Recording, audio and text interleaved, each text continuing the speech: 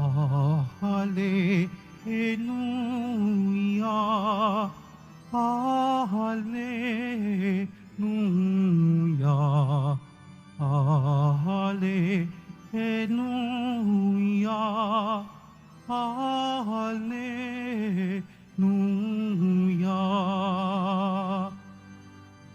Araw ngayong gawa ng Diyos, magdiwang tayo ng lubos, purihin ng manunubos. Hallelujah, Hallelujah,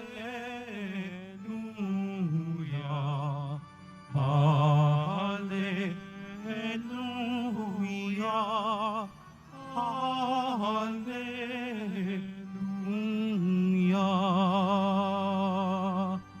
Sumainyo ang Panginoon, At sumaiyo rin. ang mabuting balita ng Panginoon ayon kay San Marcos. Papuri sa iyo, Panginoon.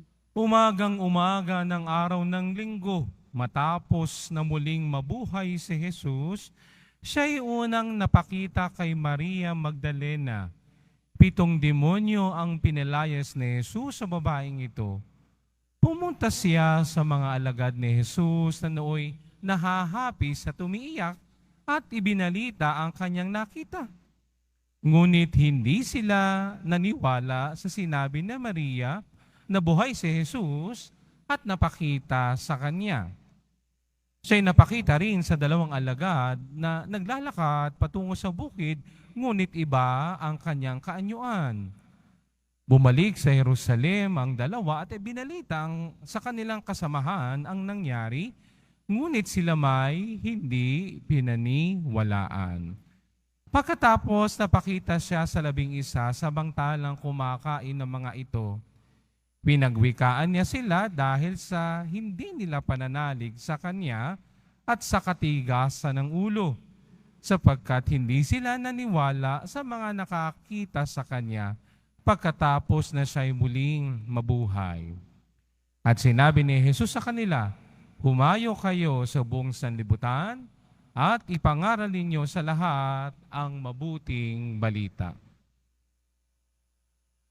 Ang mabuting balita ng Panginoon. Pinupuri ka namin, Panginoong Jesucristo. Magsiupo po. Magandang umaga po sa inyong lahat. Pakibati inyong katabi, mahal ka ni Lord. Ayan. Palakpakan natin ang Panginoon sa umagang ito. Ha? Salamat sa Diyos, buhay tayo. Amen? Salamat sa Diyos kahit mahal ang bilihin, nakakakain tayo. Amen? Salamat sa Diyos na buhay si Jesus. Amen? Palakpakan ng Panginoon sa umagang ito. Tayo ay nasa oktaba pa ng muling pagkabuhay ng Panginoon at tayo'y nagsasaya, nagagalak sapagkat ang Panginoong Jesus ay muling nabuhay. Amen? Sige, no? Ako'y may paggagawa ko sa inyo. Susunod kay Father, ha? Sabihin nga ninyo, maniwala ako sa iyo. Mas malakas. Pumayat na si Father. Hindi, sasabihin nyo, maniwala ako sa iyo. Ha? Sasabihin niya na, maniwala ako sa iyo. Okay, 1, 2, 3. Yan ang sasabihin nyo ha, sa lahat ng sasabihin. May tatanong ako, yun ang sasagot nyo ha. Okay. Pumayat si Father. Pumuti na si Father. Tahimik si Father. Maraming mga tao na mahirap natin paniwalaan, ayaw maniwala, no? May mga taong ganyan, no? Nung sinabi kong pumayat na ako, uwe, Father, 110, 103 na ako, hindi ba ako pumayat? Diba? Nung sinabi ko, pumuti na ako, uwe, Father, hindi nga, maitim ka pa rin, no? May mga tao na ayaw talagang maniwala, no? Kahit nasabihin na sa kanila, ito ang nangyari, ito ang naganap, ayaw pa rin maniwala. No? Katulad sa ating mabuting balita, no? Ang unang nagbalita na ang Panginoong Hesus ay muling nabuhay ay si Maria Magdalena. Pero hindi siya pinaniniwalaan. Bakit?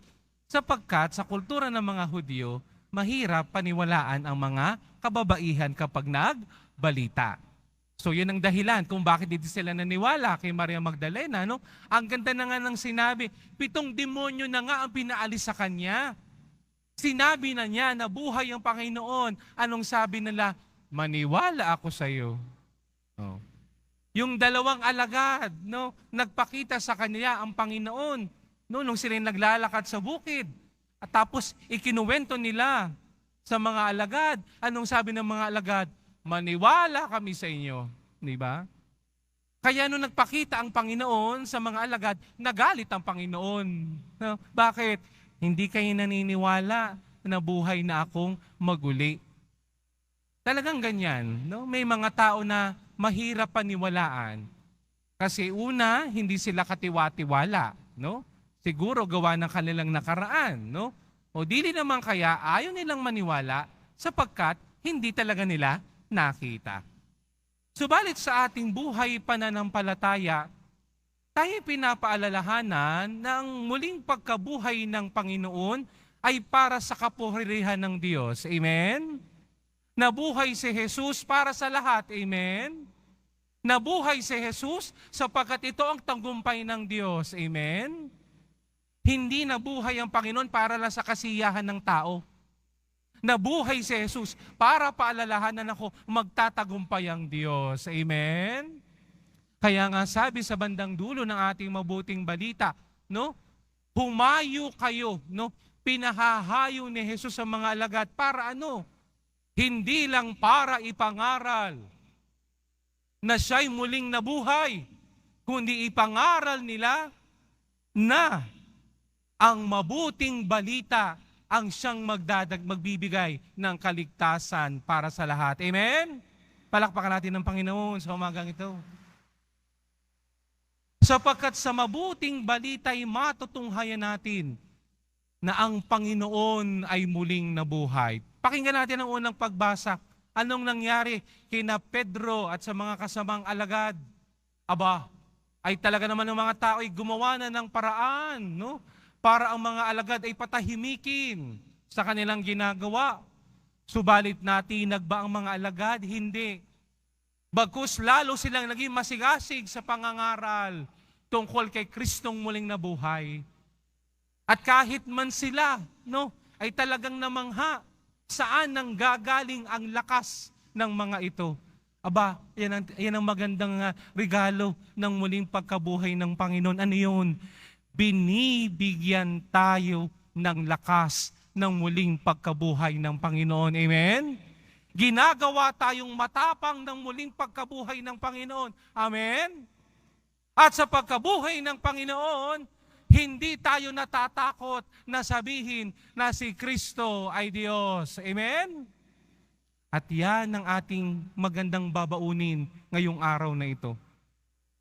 Sapagkat sa mabuting balita ay pinahahayo ni Jesus ang kanyang mga alagad.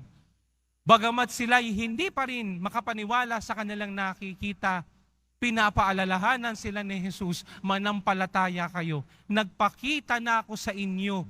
Siguro na may sapat na ito para ipangaral ninyo sa buong mundo na ako'y nabuhay na maguli at ang mabuting balita ay mapapasa kanila. Ngayon sa ating mga panahon, maraming mga taong mapagduda, maraming hindi naniniwala. Subalit tayong mga Kristiyano, tayong mga tagasunod ng Panginoong Jesus Nazareno, tayong mga deboto ng poong Jesus Nazareno, tayo ipinapaalalahanan, lagi natin, no?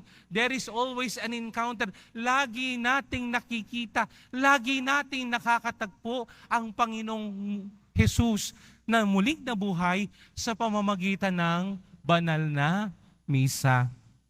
Hindi masama ang debosyon na ginagawa natin. Amen? Taas dito ang deboto ng poong Jesus Nazareno. Taas ang kamay. Taas ang kamay ng mga deboto, palakpakan ng Panginoon sa umagang ito. Ako'y natutuwa sapagkat kayo mga deboto at namamanata sa pong Jesus Nazareno.